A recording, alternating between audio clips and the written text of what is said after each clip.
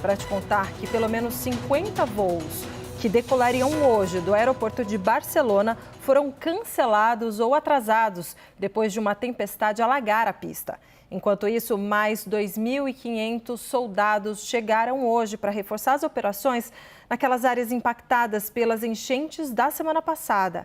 A nossa correspondente Priscila Yasbeck tem as informações direto da Europa. Uma boa noite, que já é noite aí na Europa. Boa noite para você, Priscila. O que você conta de atualização, né, sobre esse drama que a Espanha está vivendo com enchentes e grandes tempestades?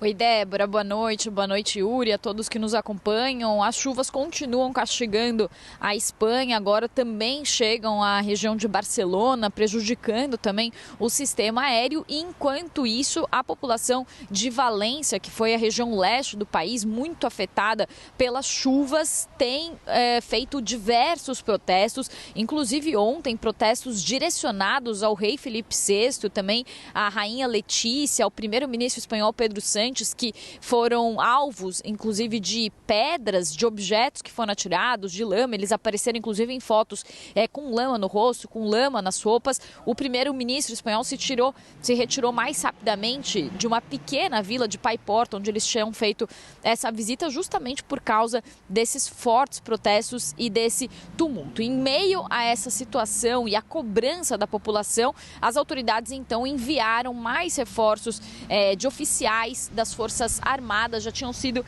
enviados 5.000 soldados no final de semana e outras 2.500 pessoas, outros 2.500 soldados se juntariam a eles, segundo a ministra da Defesa disse nessa segunda-feira. Até o momento, infelizmente, já são 217 pessoas que morreram nessas enchentes, que já são consideradas as piores enchentes da Europa em 5 décadas. Só não são mais mortais do que as enchentes que atingiram Portugal no ano de 1967, quando 500 pessoas morreram, mas já são as piores inundações da história moderna da Espanha. E aí, nesta segunda-feira, essas tempestades também se espalharam, chegaram até a região de Barcelona. A operadora aeroportuária disse que cerca de 50 voos que deveriam decolar do aeroporto El Prat praticamente tiveram que ser cancelados, porque o aeroporto ficou parcialmente inundado e vários voos também foram atrasados.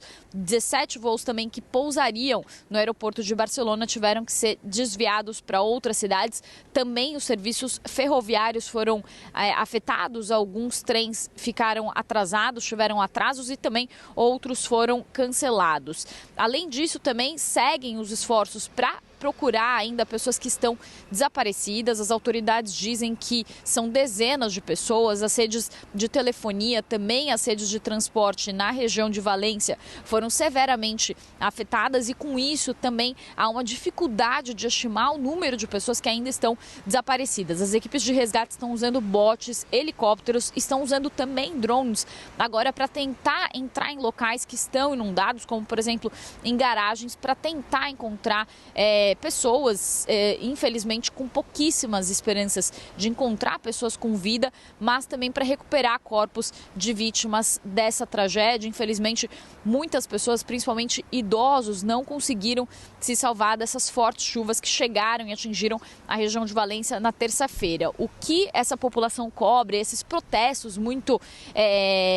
que mostram a população muito enfurecida, mostram que a população cobra uma resposta mais ativa por parte das autoridades. Eles reclamam que as autoridades tiveram uma resposta muito lenta ao desastre e eles também apontam que os serviços meteorológicos já tinham avisado que uma forte chuva afetaria a região de Valência, isso na terça-feira de manhã, sendo que as chuvas chegaram à região na terça-feira à noite. Então, a população diz que não houve avisos suficientes sobre a situação.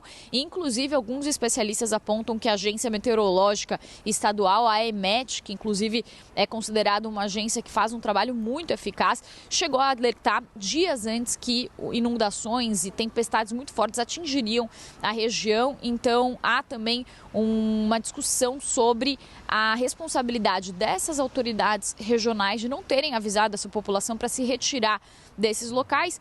O governo central, o governo do primeiro-ministro Pedro Sánchez, fala que as autoridades regionais não fizeram esse alerta e as autoridades regionais culpam o governo central de não ter sido mais atuante e um fica responsabilizando o outro, mas infelizmente o número de mortos continua aumentando e a revolta também vai se amplificando na população espanhola, agora também com essa tempestade se espalhando também por outras regiões. Eu volto com vocês. Pois é, Priscila Asbeck, deve ser difícil morar num país em que as autoridades locais e federais ficam travando uma disputa depois de uma tragédia provocada pelas mudanças climáticas, né? A gente sabe muito bem que isso também aconteceu aqui no Rio Grande do Sul, infelizmente. Obrigado, Priscila Asbeck, um bom descanso para você.